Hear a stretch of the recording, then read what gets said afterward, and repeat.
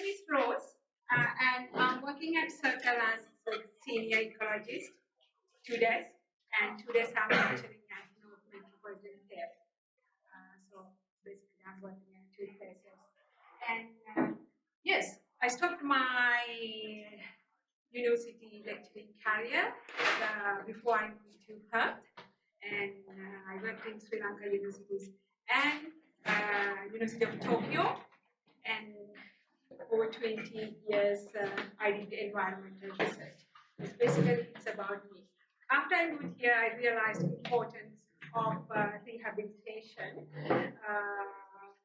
And same time, I realized we need to include mosquito management in our rehabilitation activities. That's why I always combine mosquito management with our rehabilitation activities. Okay, today I'm presenting some of my research activities I've done at Adenia Saltmarsh community. Yes, it's in the Canning River Regional Park, and I have chosen to actually at current to have. Sorry about if you cannot understand me because I'm presenting from my third language. I hope I'm not going to talk in Japanese. If so, please hands up and remind me. Oh, you are talking English. Yeah. No, I'll try my best.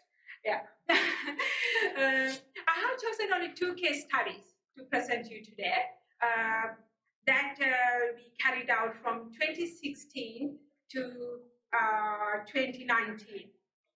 Those 2 studies we started as pilot studies to understand salt marsh ecology and also to understand ecological approach for mosquito management. So I'll give you quite a brief picture what we carried out and what we learned and what was our achievement. Yes. Oh.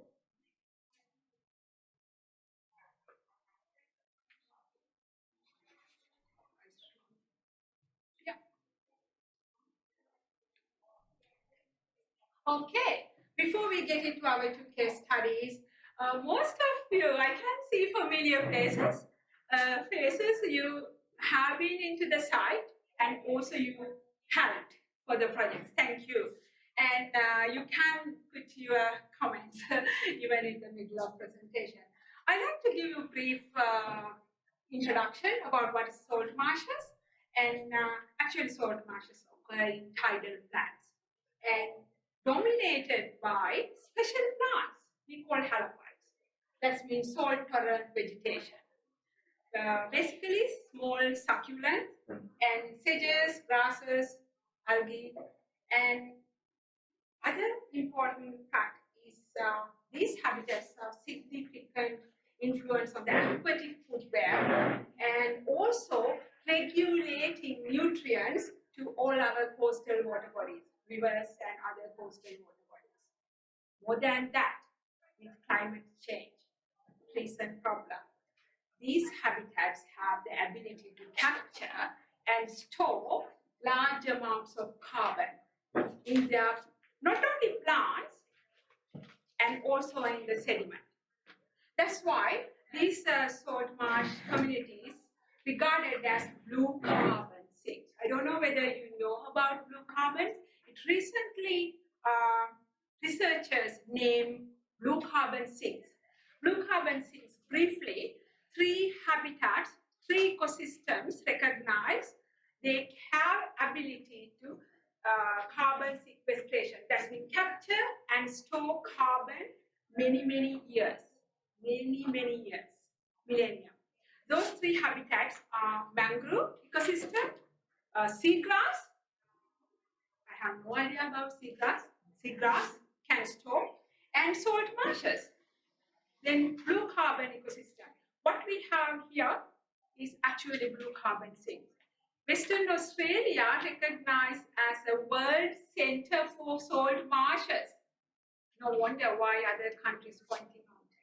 That's been we have big blue carbon sinks. Okay, that's just, yes, I tried to tell many years how important those salt marshes.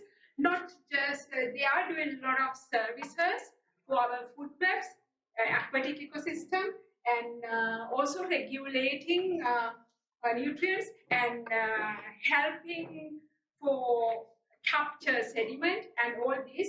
More than that, it acts as blue carbon sink. And basically, they can store, salt marsh ecosystem can store, if I give you an example, 37, exact research value, 35% to 57% more than terrestrial forest. That much higher. Okay. That just, yes. Other important parts, these ecosystems recognized as.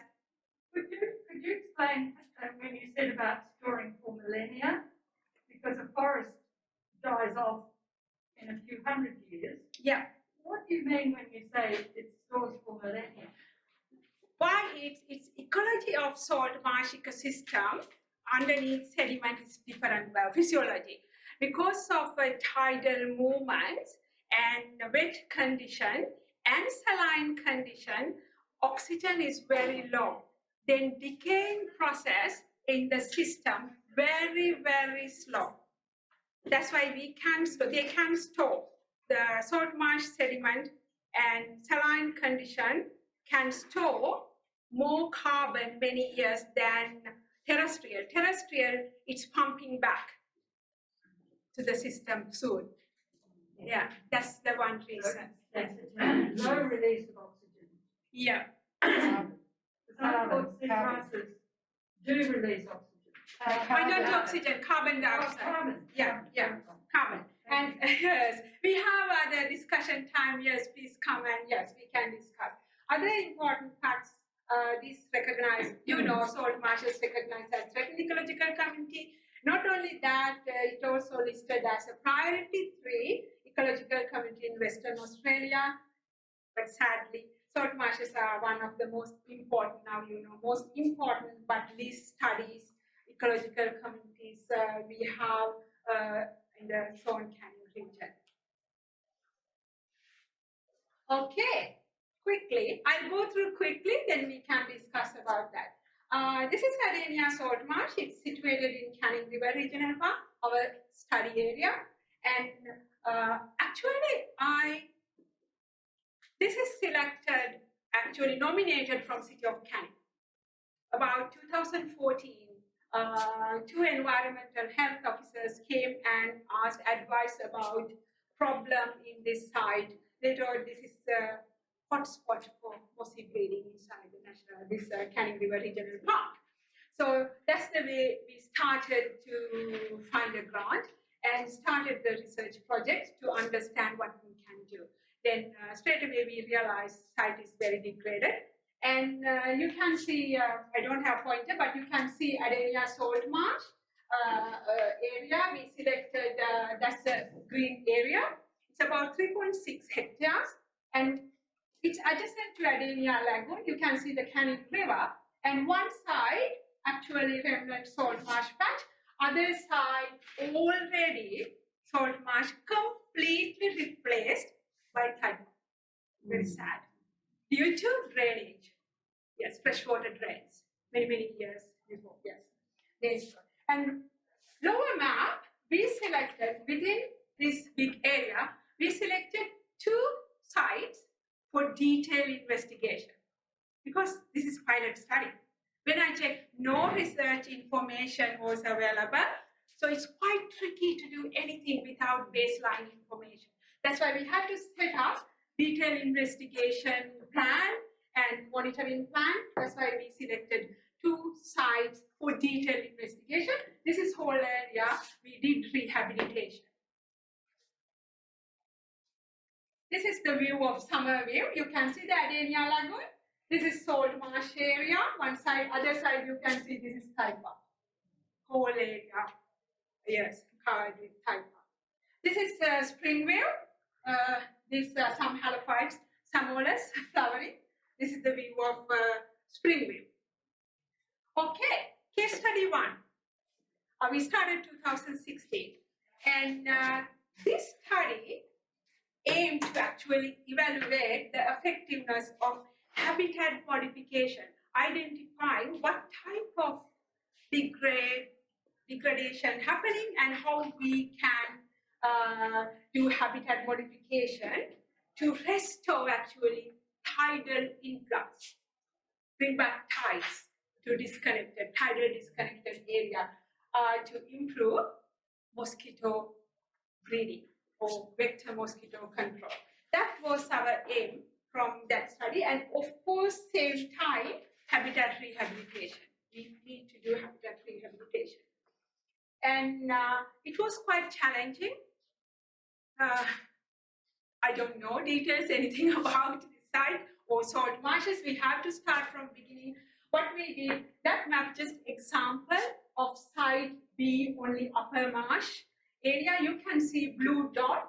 That first photo actually. Blue dots are the existing pools. We need to identify where moss is breeding.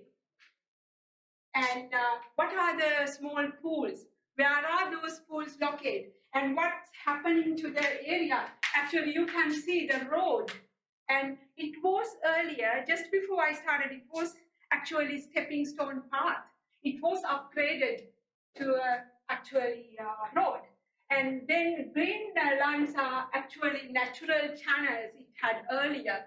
And then red lines actually we set up transit and monitoring quadrants. And yes, we had to design and identify how we are going to do, what we are going to do. Then we selected control pools, and these are actually very tiny pools. Sometimes, yes, perimeter is less than 50 centimeters. And that's, you can see the one pool. We identified control pools. We are not going to do any changes. Those are our controls. And also we identified some pools. We are going to connect it with our hope was at that time to connect with tides, bring back tides. And we had a lot of stakeholder meeting and consultation. And I started 2014, but it took about 2 years to get permission. That's why officially we started 2016. And then other challenges, we don't know, no one know about groundwater table, about salt marshes or that area. So we had to install groundwater well to prove the DBCA we are not going to change anything from our activities. So we installed four groundwater wells. I need to appreciate Caitlin. Caitlin was our water quality monitoring officer. We too installed four wells in upper and lower marsh. And of course, we had to get support from family members. It's quite a challenge. Most grants, you know, we don't have monitoring money. Yes, it's quite a challenge. And this picture, you can see we did mosquito larval monitoring to understand what pools are breeding mosquitoes. And this picture, you can see one section of Adenia Lagoon. You can see the thickness of BD couch, saltwater couch. And then we set up monitoring systems, and we set up permanent quadrants and transit, and also a lot of students want to come and join. They want to learn, and we invited some students from North Metropolitan TAFE and also from universities, and of course family members. He's my regular member, and that time 2017, he's grown up now. Yes, he helped me actually fortnight larval monitoring. It was challenge because we need to do every single pool fortnightly. We can't miss. And also want to go and check the tidal level. We don't know tidal level.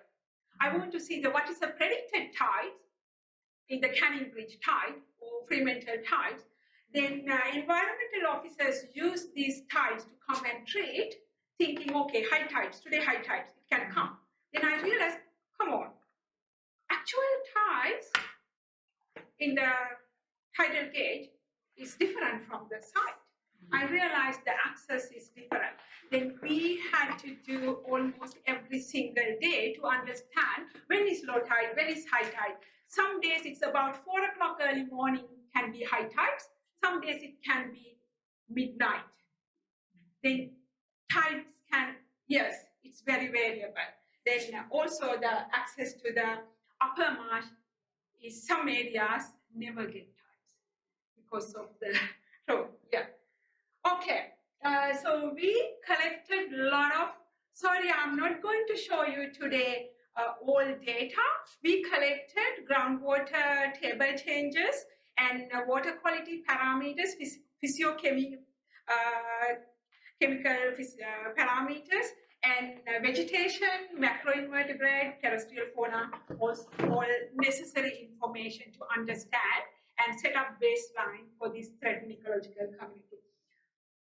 From case study 1, we identified, of course, you can see upgraded access road through the salt marsh and accumulated weed biomass due to thickness. Some areas over 50 centimeters thick, which match.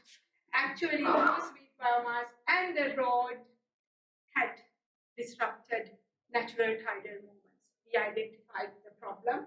And you can see mosquito breeding, and then officers had to treat continuously. Fortnightly, they had to apply mosquito control chemicals. And other problems is upper marsh areas, due to less tidal movements, halophytes started to die. Upper marsh. It's not because of less salt. Remember, soil is saline. Remember, when we don't have the tidal movement, soil is not maintaining its salinity. Then hypersaline and dry. That's the reason it's dying. Tidal movements very important to maintain the saline condition. And then you can see the habitat is degraded. Then typha invasion, typha and weed invasion due to drainage, freshwater influence. Those are the factors, a lot of factors threatening to the system we identified. Then, why mosquito breeding is increasing is clearly we identified due to restricted tidal flow, and of course it's because of human activities, pathways, and accumulated weed biomass, habitat degradation. You can see the typha decaying materials building up. Then any tiny centimeters or millimeters can change tidal movements. So then changing the vegetation, replacing vegetation.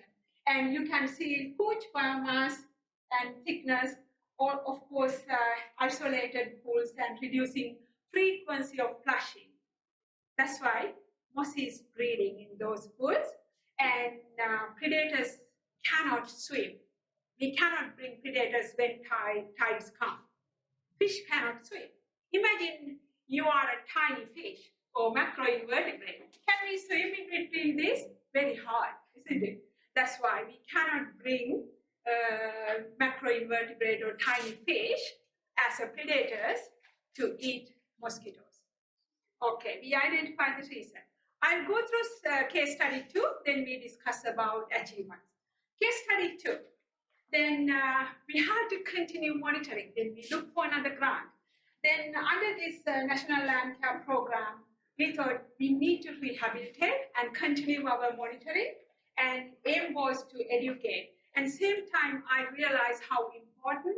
I started to learn about ecology and physiology of salt marsh condition from our data and other country research, and then realized these are carbon sink and important habitats. Not only just important or yes, but people think, these are mostly breeding heaven. No, these are very important habitats, have very fragile native fauna, flora as well. This study, we focused to educate the local community about the importance of salt marsh.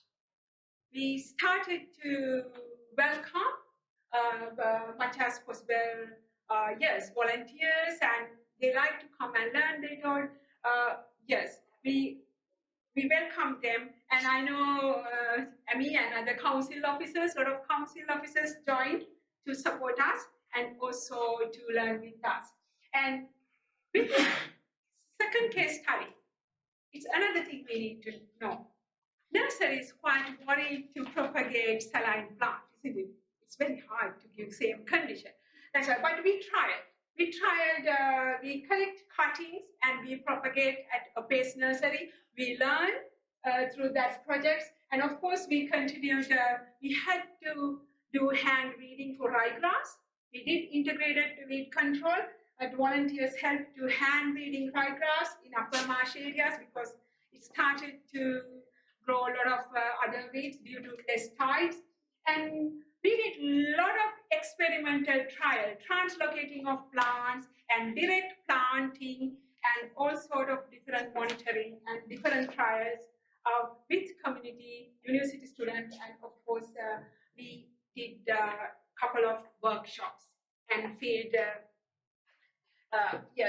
activities. Throughout the period, we continue our ecological monitoring, groundwater table changes and everything we monitored, and vegetation, seasonal vegetation monitoring, and macroinvertebrate, North Metropolitan, East Perth environmental monitoring students came every year twice to help for macroinvertebrate monitoring. And yes, then fortnightly mosquito monitoring. Yes, then from this study, we identified this area, Adenia Saltmarsh area, we have characteristic halophyte, more than 7 species. Normally, saltmarsh may be jono, male and samphire, dominated by a couple of only few species. But this area, we realize number of plants living together and important priority, yes, 3 ecologically important species. But we identified there is a decline in the quantity and quality due to drainage influence to the salt marsh. And of course, we identified there's the potential to completely displace our native species by weeds. And other thing we identified most significant weed is Pascalian vaginator, saltwater couch. Yes, those are the couple of threats we identified through second case study as well. Then unfortunately, this couch biomass accumulating and it's disrupting salt marsh tidal inundation, essential for samphire and other species growth. And all these alteration of salt marsh structure, vegetation, community, and those threats actually have potential to affect other biodiversity, fauna and flora. Not only that, actually, it can disturb more important carbon sequestration. Yes, it's very, very, yes, sequestration. It can affect capture and storage of carbon. Yes, before we get into our achievement, these are some halophyte species. Some of you may be familiar, shrubby samphire and yes, Sweda, Samolus and bearded samphire and Juncus krausii, salt marsh thrush, and this is native saltwater couch, Sporobellis. And this is the weedy saltwater couch. I realize some council officers and local community confused because saltwater couch, everybody use saltwater couch. But native couch, next time you look, observe carefully, it has only 1 flower head. Weedy couch has 2 to 3 flower heads. Yes, that's the way we can identify. Okay, our achievements. Briefly, if I tell, we are lucky we could monitor. Monitoring was conducted. It was quite challenging to continue. We could have bridge gap in knowledge much as possible. We established baseline for this salt marsh vegetation community. That's our big achievement. We set up groundwater wells and we established, we monitored pre and post rehabilitation throughout the project period. And of course, we provided opportunity for environmental officers and local community students to come and learn.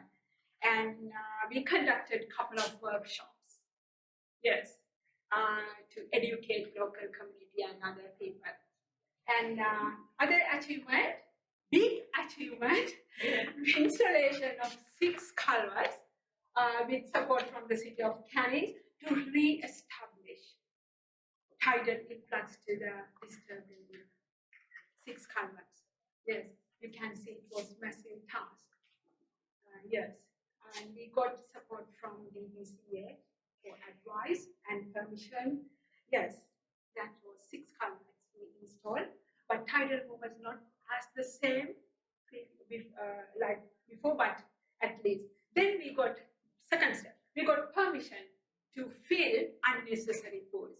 Those are not natural pools. We realized because of dumping many years before and because of vehicle drive over the saltmarsh. That's the reason created those small pools and breeding mosquitoes. Why we are keeping and adding chemicals? We got permission, but we didn't have enough money to buy sand, clear sand. We did trial because I want to connect and do some changes. We did for some pools.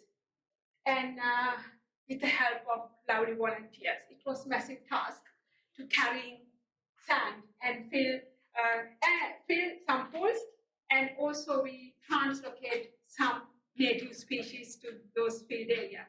Those growing beautifully now. Other achievement was, again, we got permission. We realized even we put a culvert, what is not flushing. We got permission. Our objective is to bring back tides to those pools and see the difference when tides come and whether they can flush and whether they can bring some macroinvertebrate and also the tidal access to upper marsh. Then we created actually small channels.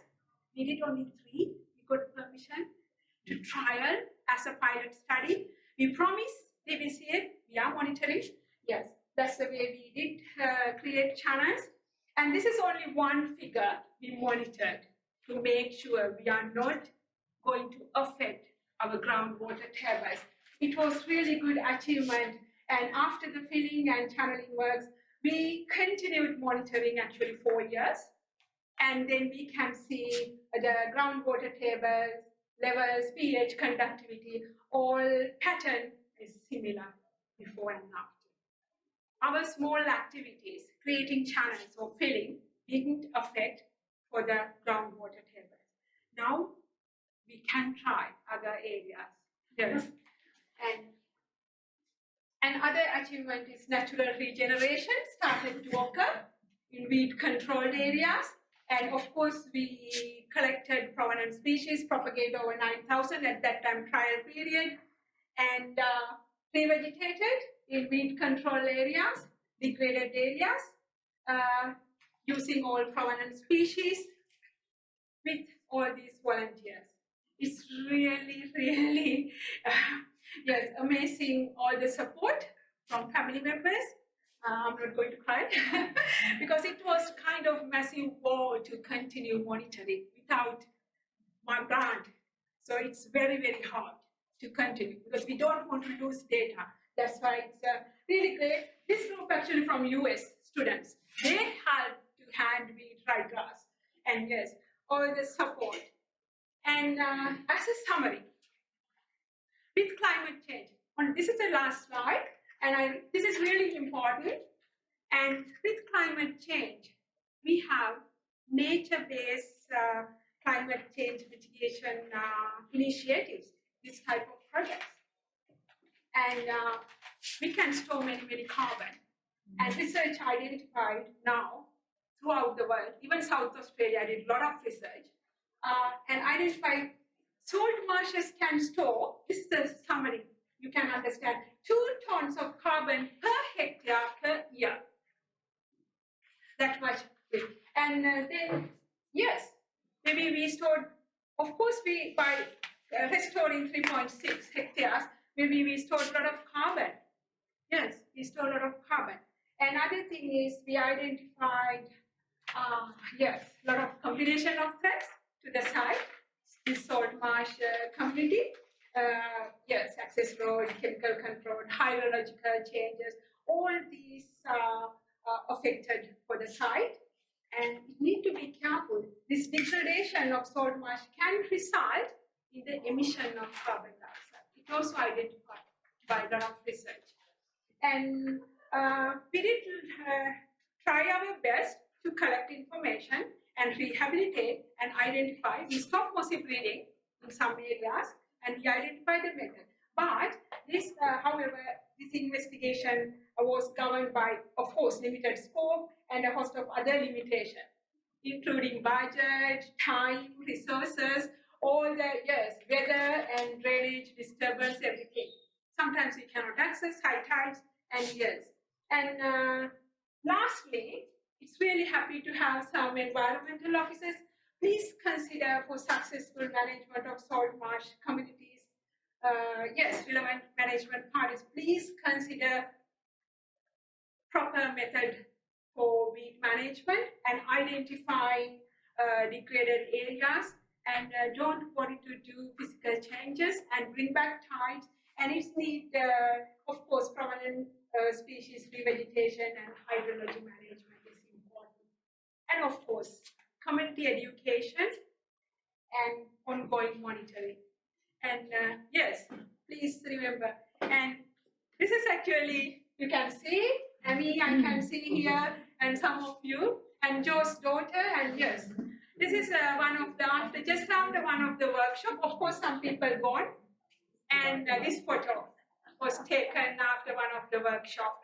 And thank you, the people who helped for translocation trial, direct planting trial, yes, all the activities. So everyone, if we can put our hands together for Rose.